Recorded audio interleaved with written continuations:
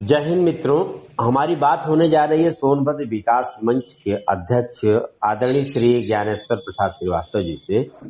पिछले दिनों आपने आंदोलन चलाया और न जाने कितने आंदोलन भूख हड़ताल आपने किया महज सोनभद्र के विकास के लिए, यहाँ की समस्याओं के निदान के लिए। हम आइए जानते हैं आदरणीय श्री ज्ञानेश्वर श्रीवास्तव जी से कि पिछले दिनों जो आपने आंदोलन किया था उस पर सीएमओ से आपको क्या आश्वासन मिला है और उसमें हम सब क्या उम्मीद कर सकते हैं सोनभद्र के लोग। आदरणीय श्रीवास्तव जी। मैं जिला चिकित्सालय बनाने के लिए जी पुराने भवन में जिला चिकित्सालय बनाने के लिए विगत कई वर्षों से भूख हड़ताल कर रहा हूँ। जी दुर्घटना के बाद भी कर रहा हूँ। जी दुर्भाग्य है कि प्रसूतर केंद्र जो यहाँ था जी इसको हटाने की मंशा से जी इसको दो ढाई महीने से बंद कर दिया गया। जी जी मैंने इनसे आग्रह किया कि यह महिलाओं के साथ अन्याय है। जी एक महिला को टेम्पो में ही हो गया था, बच्चा पैदा हो गया था जी क्योंकि किसी को मालूम नहीं था कि यहाँ अस्पताल बंद है। जी तो मैंने इनको पत्र भेजा था। जी उस पर जब कार्रवाई नहीं हुई तो हमने इनसे कहा कि अगर आप नहीं करेंगे जी तो हम अपने 60वीं जन्मदिन की 60वीं वर्षगांठ जी जी 11 अगस्त को आपके कार्यालय पे लोकतांत्रिक तरीके शांतिप्रिय ढंग से धरना दूंगा। जी मैं धरना देने वहाँ पहुँचा। जी ये वहाँ आए, जी कहे भाई साहब आपका जो पत्र आया था जी उस पत्र को मैंने प्रदेश सरकार को भी भेजा था, उच्च अधिकारियों को भेजा था जी और यह 15 तारीख को पाल क्लिनिक जो है जी ये खुल जाएगा, मैं वादा कर रहा हूँ। जी तो आप अपना यह भूख हड़ताल अस्वीकृत कर लीजिए, जी जी अरे यह धरना अस्वीकृत कर लीजिए। जी जी तो हमने कहा सर मैं अस्वीकृत कर रहा हूँ जी लेकिन 24 अगस्त तक जी जी चिकित्सालय पुराने चिकित्सालय भवन में चिकित्सालय 24 घंटे नहीं खुलेगा। जी जी तो मैं जनप्रतिनिधियों का, आमजन का, अधिवक्ता का, पत्रकार का, शिक्षक का, व्यापारी का, आम जनों का चरण स्पर्श करते हुए जी सादर आग्रह करूंगा कि आप जी मेरे विगत 16 वर्षों से किए जा रहे आंदोलन में सहयोग करें। जी तो उन्होंने कहा कि मैं 15 को कर ही दूंगा। तब मैं अपना धरना अस्वीकृत किया। जी जी। हम अपने दर्शकों को बता दें कि सोनभद्र विकास मंच के जो अध्यक्ष हैं, संस्थापक अध्यक्ष आदरणीय ज्ञानेश्वर प्रसाद श्रीवास्तव जी, आप वहां पर राजा शारदा महेश इंटर कॉलेज में छात्र संघ के अध्यक्ष भी रह चुके हैं। उसमें भी आप काफी संघर्ष किए थे और जहां पर आप की मांग है, जो अपेक्षा कर रहे हैं, वो आम जनता के लिए पहले रावर्सगंज, जब सोनभद्र मुख्यालय हो गया तो ज्यादातर आबादी पुराने चिकित्सालय के आसपास ही अब भी निवास करती है, जहां पर चिकित्सालय व्यवस्था संचालित होती थी। जिला बनने के बाद नया जिला चिकित्सालय लोढ़ी में बना और इसके प्रति शासन प्रशासन या हम कह सकते हैं कि निर्वाचित जनप्रतिनिधि भी उतना सक्रिय नहीं रहे जितना होना चाहिए था, उदासीन रहे, जिसके कारण से स्थानीय लोगों को काफी दिक्कत उठानी पड़ती है। आज भी मुझे लगता है कि रावर्सगंज मुख्यालय पर लोगों की इलाज रात्रि में इमरजेंसी में माताओं बहनों को, चाहे प्रसव की बात हो या दुर्घटना की बात हो या कोई और जरूरत हो, तो मुश्किल का सामना करना पड़ता है उनको। वहां से मुझे लगता है कि 3 से 4 किलोमीटर या 5 किलोमीटर जाना पड़ता है तब जाकर के उन्हें जिला अस्पताल में, जबकि यह मुख्य बाजार में था और यहाँ पर जो सारी सुविधाएं थी तो संचालित होना था। माताओं बहनों के लिए आदरणीय ज्ञानेश्वर श्रीवास्तव जी ने यह अथक प्रयास किया। हम तो यह कह सकते हैं कि फिर से वहां पर प्रसव की व्यवस्था हो जाएगी, यह आपका भागीरथी प्रयास ही कहा जाएगा। सबसे बड़ी चीज ज्ञानेश्वर जी, हम आपसे जानना चाहेंगे कि आखिरकार इतने संवेदनशील मसलों पर जो शासन प्रशासन के अधिकारियों को संवेदनशील होना चाहिए, जनप्रतिनिधियों को, आपको क्या लगता है, क्या वे लोग वास्तव में इन सब चीजों को समझते हैं या बार बार आपके द्वारा आंदोलन करने पर, भूख हड़ताल करने पर तब जाकर कोई बात बनती है? जब हम भूख हड़ताल करके इनके द्वारा किए जा रहे अत्याचार भ्रष्टाचार का उजागर करता हूँ, जी जी, मैं उनसे कहता हूँ कि मान्यवर, मेरी मान्यता जी 20 वर्षीय मानता पत्रकार था। जी जी जब जिलाधिकारी के विरुद्ध में आंदोलन करने जा रहा था तो उन्होंने कहा ऐसा करेंगे तो भूख हड़ताल पे तो हम यही आपका मानता नहीं होगा।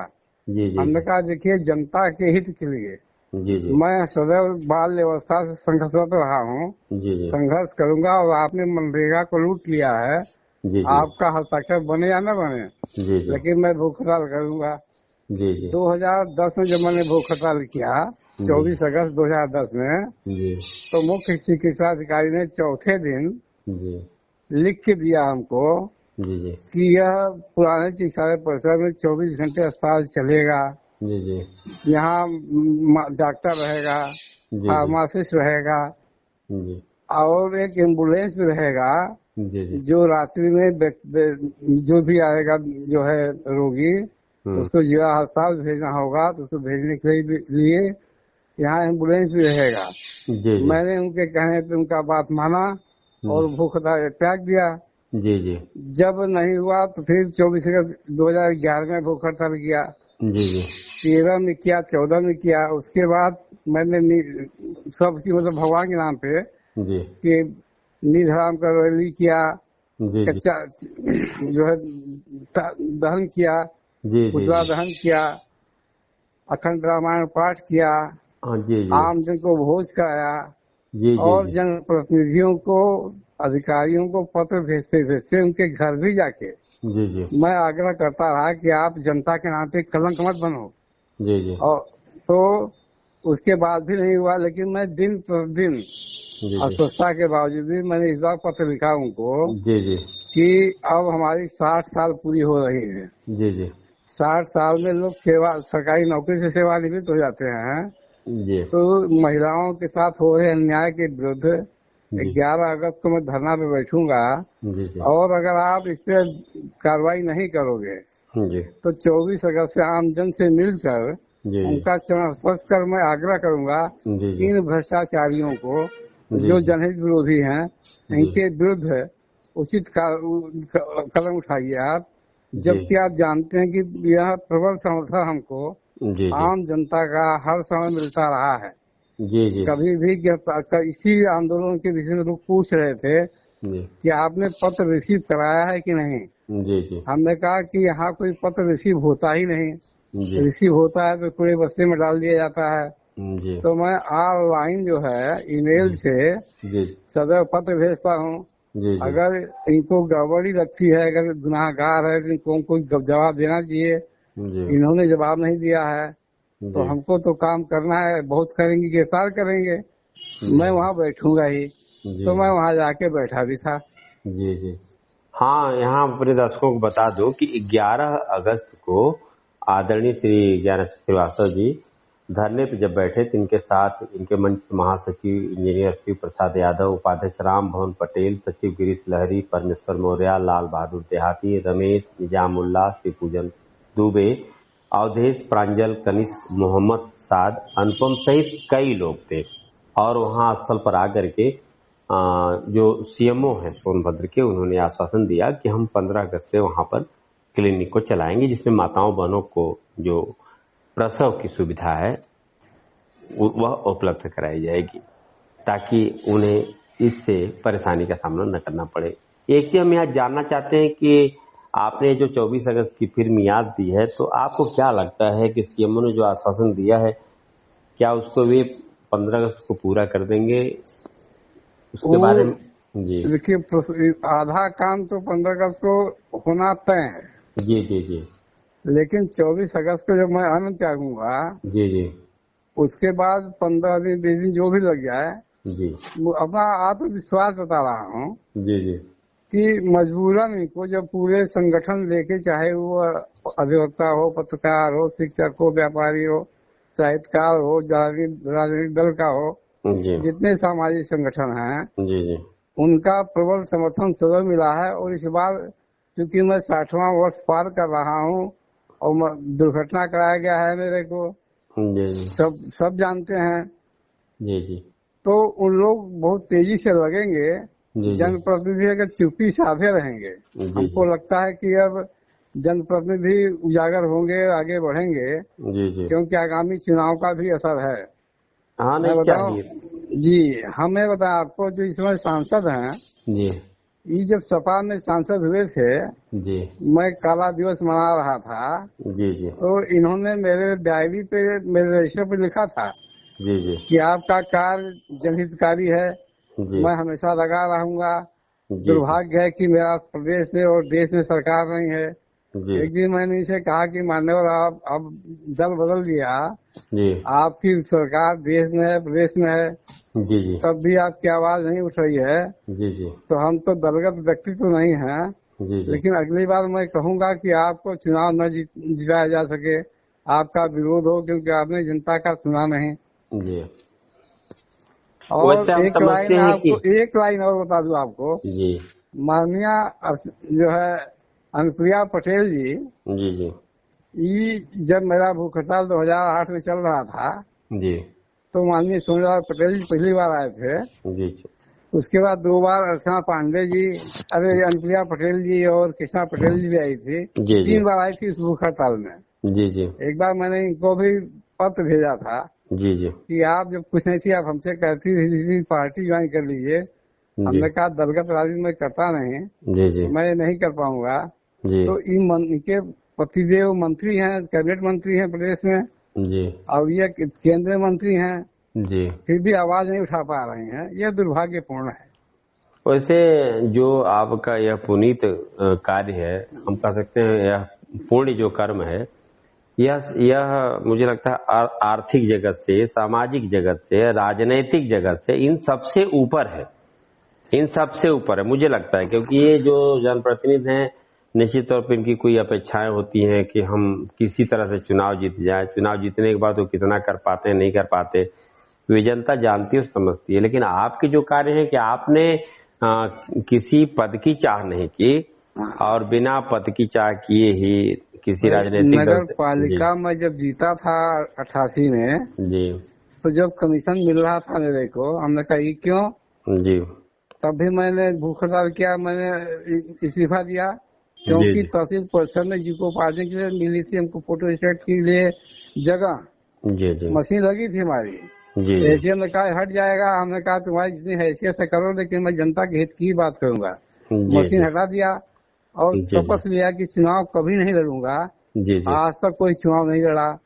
अब जी तक मैं 3 चुनाव लड़ा हूँ जी जी और तीनों चुनाव जीता हूँ, हारा कभी नहीं। जी जी जी लेकिन सभासद का इस्तीफा दिया, जी। तब से आज तक कोई चुनाव में लड़ा नहीं, न वैसे किसी हम दल की बात की। जी जी, हम सभी दलों के जो जनप्रतिनिधि हैं, चाहे वो माननीय सांसद हैं, चाहे माननीय विधायक हैं, या जैसे आपने अभी माननीय अनुप्रिया पटेल क्या जी की, जी। इन सब से हम अपेक्षा करेंगे कि वास्तव में जो जनहित के मसले हैं, लोग प्रयास भी करते हैं, परिणाम भी आना चाहिए। क्योंकि सोनभद्र जनपद मुझे लगता है कि पूरे उत्तर प्रदेश में ही नहीं बल्कि पूरे भारतवर्ष के लिए आर्थिक तौर पर अत्यंत एक मजबूत स्तंभ है, जिसकी वजह से यूपी और हम कह सकते हैं पूरा भारतवर्ष विकास के पथ पर अग्रसर है। और ऐसी स्थिति में सोनभद्र मुख्यालय जहां से सारी चीजें होती हैं, वहां के लोगों को प्राथमिक सुविधाएं न मिले जैसे चिकित्सा की, तो यह अत्यंत दुर्भाग्यपूर्ण है। और हमें उम्मीद है जी जी हमने एक निवेदन किया था इनसे जी कि ये आदिवासी, वनवासी, गिरिवासी जी से आच्छादित ऊर्जा राजधानी जी जी इस तरह से पिछड़ती जा रही है, जी जी यह दुर्भाग्यपूर्ण है। जी जी और जी आपका जो सांसद हो चाहे विधायक को जो जीतता है, तो क्या सोचते हो आप जी ये जी गिर असर के लोग हैं, तो जी हर स्तर में आगे है। तो इसको बढ़ने के लिए जनप्रतिनिधियों को, चाहे गांव का प्रधान हो या देश का जो है सांसद हो, जी जी। सबको लगना चाहिए। यानी अपनी मनोकामना है कि ऐसा होना चाहिए, नहीं हो रहा है, दुर्भाग्यपूर्ण है। अब देखें, मुख्य रूप से जब किसी को किसी पद की चाह हो जाती है, तो उन पदों के चाहने के लिए, उस पदों को प्राप्त करने के लोग विविध प्रकार के रास्ते अपनाते हैं, चाहे वह रास्ता उचित हो या अनुचित। बहुत कम ऐसे लोग हैं जो उचित रास्तों को अपना करके। नहीं, कुछ लोग भैया जी हमारा इसलिए विरोध करते हैं कि खनन विभाग का मासिक जो बढ़ता है या परिवहन से, अन्य विभागों से, जी वो मैंने कभी जीवन में लिया नहीं। जी जी जी उसका विरोध किया। तो स्वास्थ्य विभाग से मेरी पत्नी जो छपाई का कार्य करके बच्चों को जिलाती पढ़ाती थी, जी उसने उसको छपाई भी रोक दिया। क्यों? जी कारण क्या है? जी। लेकिन हम कहीं रुके नहीं, इसके बाद भी रुके नहीं। अब चूंकि भ्रष्टाचार एक विशाल आकार में पूरे देश को छल रहा है, तो वो अलग विषय, उस पर हमारी आपकी कभी चर्चा होगी। और आपने सदैव माताओं बहनों के लिए सदैव प्रयत्न किया है, प्रयास किया है, लोगों की सुख सुविधाओं की वृद्धि के लिए, स्वास्थ्य सुविधाओं के लिए। अब प्रसव जैसी एक ऐसा संदर्भित विषय, संवेदनशील मुद्दा है जिस पर प्रत्येक व्यक्ति को चाहिए कि लग करके ऐसी व्यवस्था कराए कि माताओं बहनों की जो प्रॉब्लम होती, दिक्कत होती है, उसका उसी दिन ऑटो में उसको बच्चा हो गया। जी। मुझे बेहद कष्ट हुआ वो। जी। उसी दिन से मैं लिखना पढ़ना ज्यादा से शुरू किया लोगों को। जी। लेकिन वो 60वें जन्मदिन पे अपने जी मैंने कहा कि सुबह महिलाओं के न्याय संगत के लिए ये धरना दूंगा न्याय के तरीके से, फिर 24 से त्यागूंगा। चले, उस माँ को भी एक खबर मिलेगी कि यह कार्य पूर्ण हो रहा है, तो उसका लाभ उससे नहीं मिला, लेकिन कम से कम आने वाले समय में माताओं बहनों को उसका लाभ मिलेगा। एक लाइन मैं बता दूं आपको जी, जिला अस्पताल में जी एक महिला को बच्चा हुआ बाथरूम में जी लैट्रिन में घुस गया वो। अरे राम राम। मर ही गया। अरे राम राम। उसके बाद भी उस भ्रष्ट डॉक्टरों पे कोई कार्रवाई नहीं हुई। जी, अत्यंत दुखद है। इन सब संदर्भ में भी फिर हम आगे बात करेंगे आपसे। जी, आपने हमें समय दिया, इसके लिए आपको बहुत बहुत धन्यवाद। जी, प्रणाम।